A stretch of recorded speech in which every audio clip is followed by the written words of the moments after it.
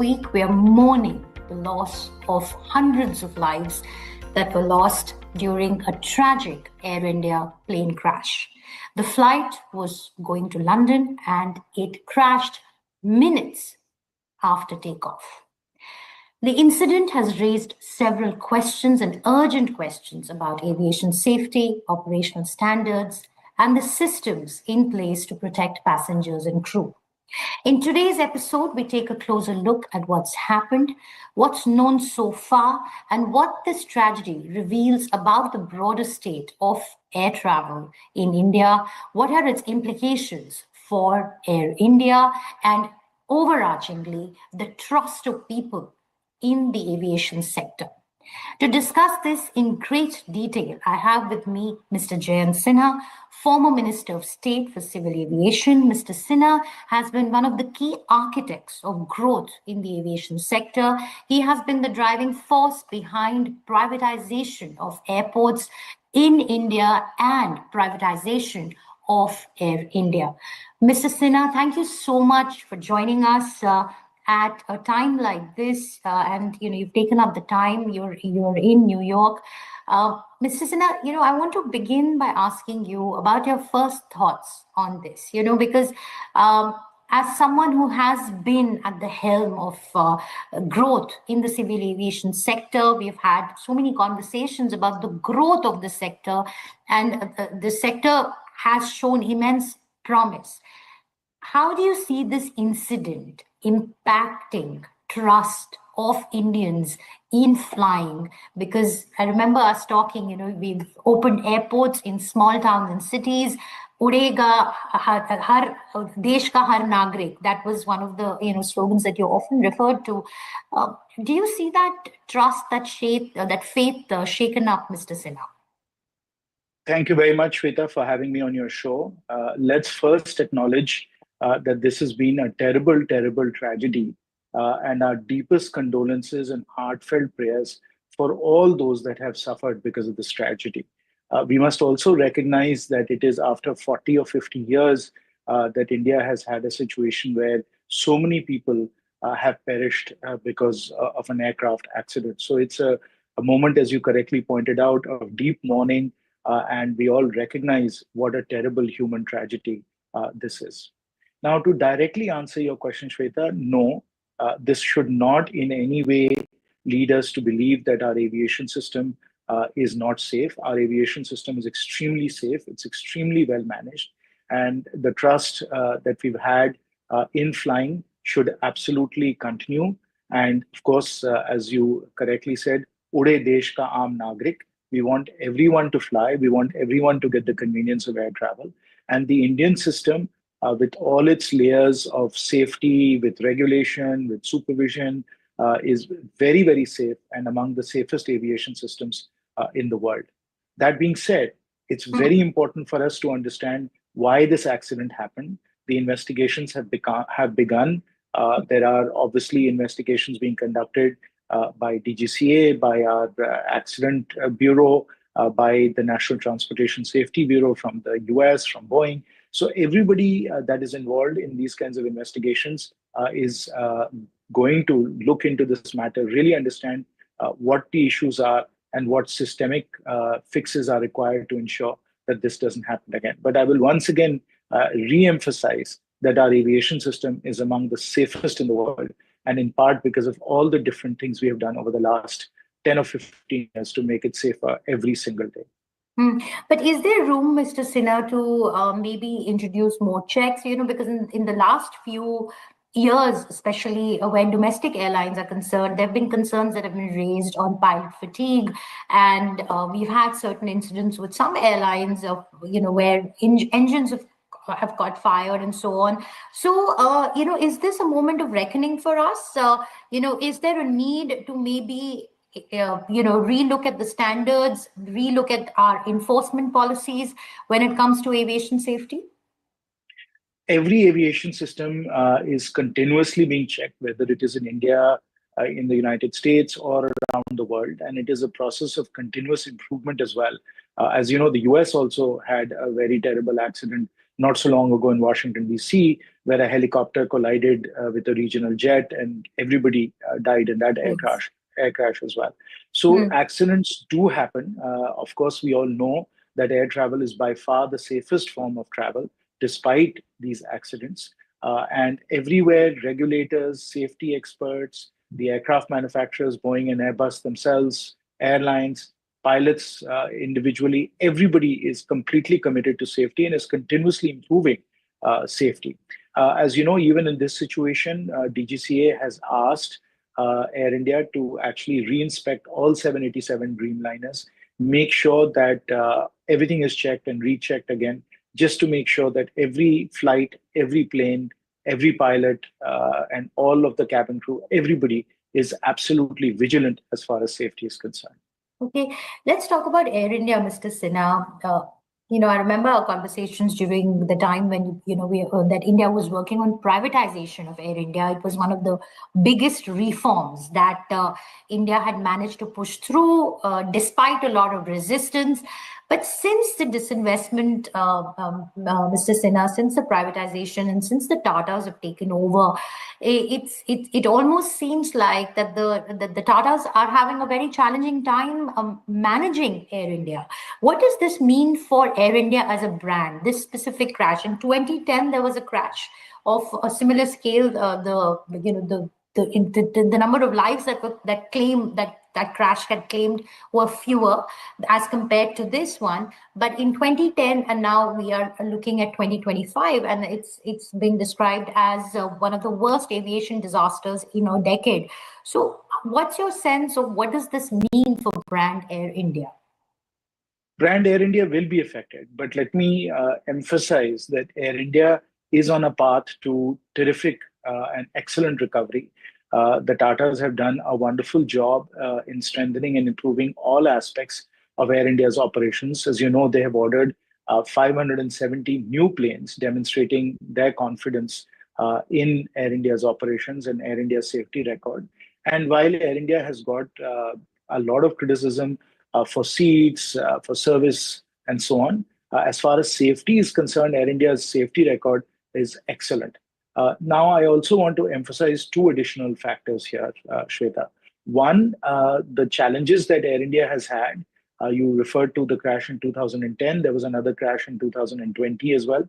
That happened with Air India Express, with obviously the narrow body planes, not the wide body planes. So Air India Express has had a few challenges, but Air India, the international airliner, has had a very, very good safety record, an excellent safety record with its wide body fleet in particular. And in this case, we are talking about the 787 Dreamliner, which in all its many years of service has not had one single fatality. So Air India international operations have been extremely safe, and in particular, the wide body planes that Air India has been flying have also been very, very safe. So that's one aspect to keep in mind. The second aspect to keep in mind in all of this is that in the last few years, since the privatization, the Tatas have invested a tremendous amount in both maintenance, spare parts inventory, as well as in maintenance processes and technical resources to ensure that Air India's safety record, both on the domestic side through Air India Express, as well as on the international side with Air India, have been absolutely world leading.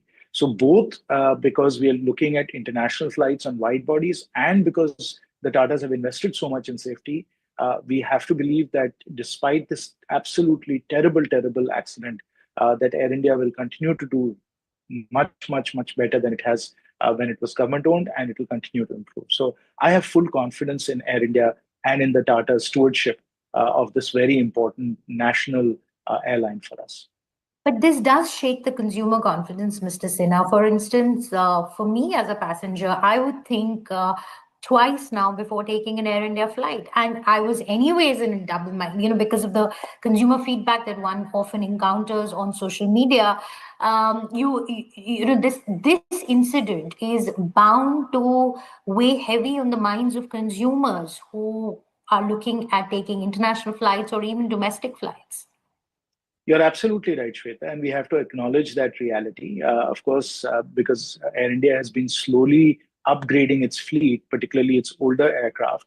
And of course, we know that the aviation industry is suffering from a lot of supply chain issues because they have been slowly building new planes and refurbishing old planes. That whole process has slowed down considerably, and so there are significant supply chain issues. And so customers have had very legitimate complaints, particularly with the older aircraft, about the condition that these aircraft are in. So that is a very legitimate complaint that our customers have had. And now to that you add, as you point out, the concerns and worries that you have around safety. So naturally, every passenger is going to pause and think very hard about flying Air India.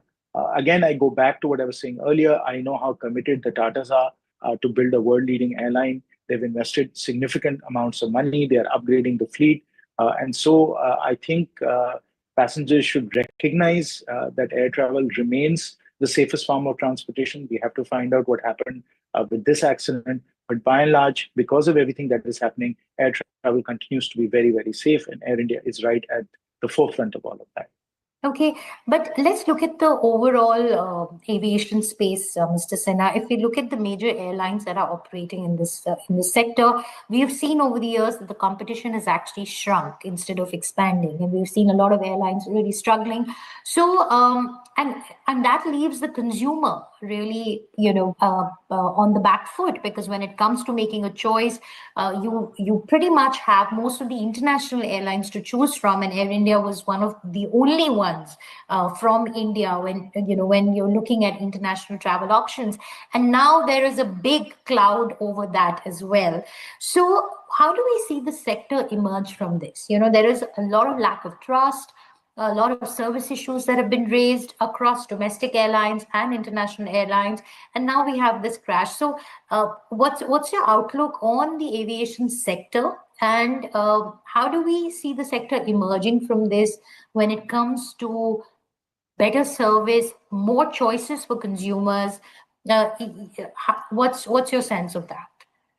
We have to separate the domestic aviation system from international flights. So the domestic aviation system, as you correctly point out, Shweta, has really two main players, which is, of course, Indigo and Air India. Akasa Air is there, SpiceJet is there, and then we have some small regional carriers as well. But it's really the big two, Indigo and Air India, that matter. And here, demand continues to grow. We are adding new airports, we are adding new flights, and hopefully continue to massively strengthen and improve safety record as well. So we will, I think, not see much change because domestically these are the options that consumers have. When it comes to international flights, on the other hand, our passengers have many choices. Instead of flying non-stop on Air India, for example, they can fly one stop through a wide variety of carriers, whether they're the Middle Eastern carriers, the European carriers, or the American carriers. And here, the international flights for Air India were very, very important. The non-stop convenience that they provided of getting straight from Delhi to New York, for example, or Mumbai to New York, meant a lot to Indian passengers. And now with this question of, what happened in passengers' minds, they will look at different alternatives, including non-Indian alternatives. And that, of course, is something that Air India is going to have to deal with and overcome. So, Mr. Sinha, what does this mean for the aviation sector as a whole? What can the government really do in this? What kind of policies can we work on to nurture more competition, to bring more players into the system? Because at the moment, like we just discussed, that the competition has shrunk. There are barely any big aviation players left, private aviation players left in the system. Let me make one thing clear, Shweta. Independent of competition, independent of the players, safety is a non-negotiable. And that is true not just in India, but around the world as well. So the regulators, in particular DGCA, as well as the Aircraft Accident Investigation Board, whether it's in India or around the world, the aircraft manufacturers, everybody is going to be absolutely focused on understanding what happened and addressing those gaps, addressing those issues as they emerge from the investigation. So safety is non-negotiable. And as I said earlier, our aviation system, which is the third largest in the world, has a very good safety record. Our inspectors, our supervisors, our regulators are second to none. They're really, really good. We are at the highest level of airworthiness certified by the FAA in the US. So we have maintained and will continue to maintain an excellent safety record. So that is a non-negotiable. Now, let's come to the other issues around competition and choice for consumers. Now, as far as competition is concerned, as I said, domestically, yes, we have less competition than we used to have. Internationally, we still have a lot of competition, lots and lots of carriers that passengers have access to, and that will continue, and that will ensure that all airlines are absolutely on their toes to provide a really good product, a really good experience for passengers. Domestically, we have to understand that in the airline business, the entry barriers are high. They're high because you need significant expertise and skills to start and run an airline. They're high because it requires a fair amount of capital, quite a bit of capital to get going. And they're high because you have to make sure that you meet all of the regulatory requirements, which means that you have to uphold all of the safety and all of the passenger conveniences that you have to provide. So when you add all that up, it's not easy for new entrants. It is difficult. And this is, again, true everywhere in the world. So we must hope that the existing players, get competition from people like Akasa and others who can grow and who can provide good competition. Around the world, you'll find, Shweta, it's usually 3, maybe 4 carriers that tend to operate in any large market. We already have 2 significant carriers in India. Hopefully, between SpiceJet, Akasa Air, and some others, they will be successful. They will grow. There's a lot of planes on order with these players, and Akasa in particular has got new investors as well. And so hopefully they will grow and provide excellent competition. And so domestically, we have to keep doing whatever we can from a policy and a regulation point of view to foster competition and to foster supply for our passengers. But once again, let me conclude by stating that as far as safety is concerned, that is a non-negotiable for everybody, domestically or internationally. What does this imply for Boeing, Mr. Sinha? We saw share prices of Boeing tank post the crash, and a lot of reviews have come out. A lot of we're reading articles on whistleblower, a bunch of whistleblowers from Boeing raising concerns about specifically Boeing 787. So do we see that there's a possibility that India could actually ground all the Boeing 787s that we've bought? And what does this imply for Boeing as a supplier of aircrafts?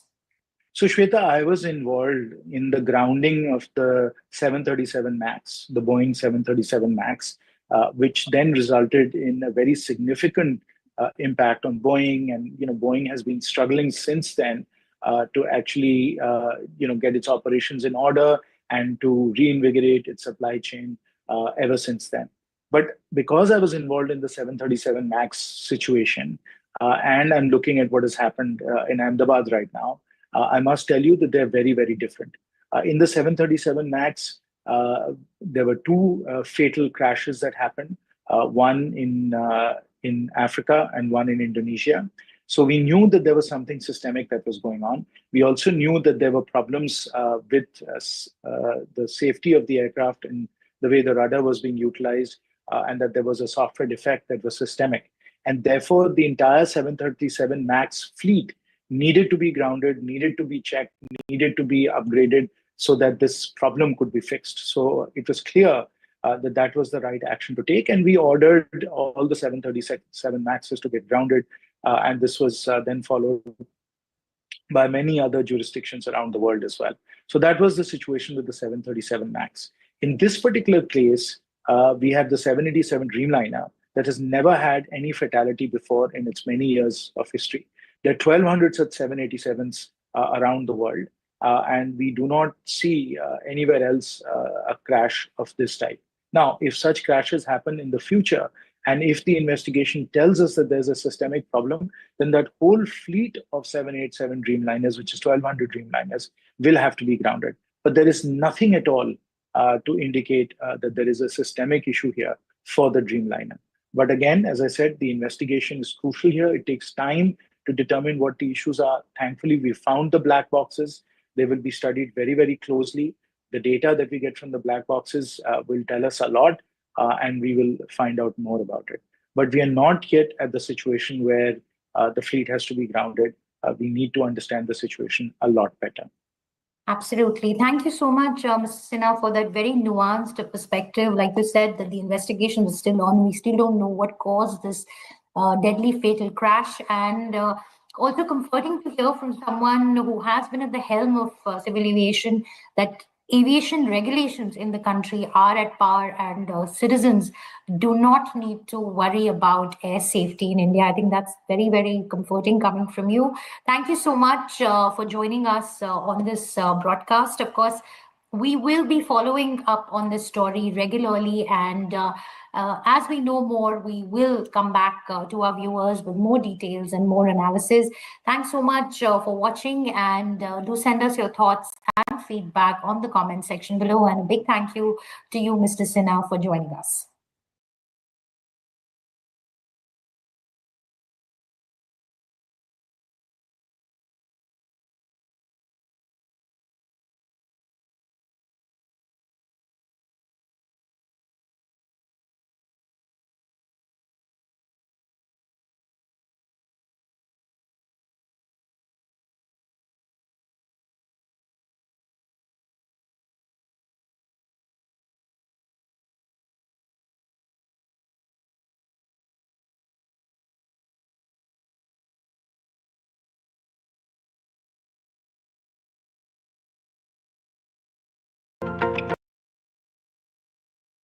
And do send us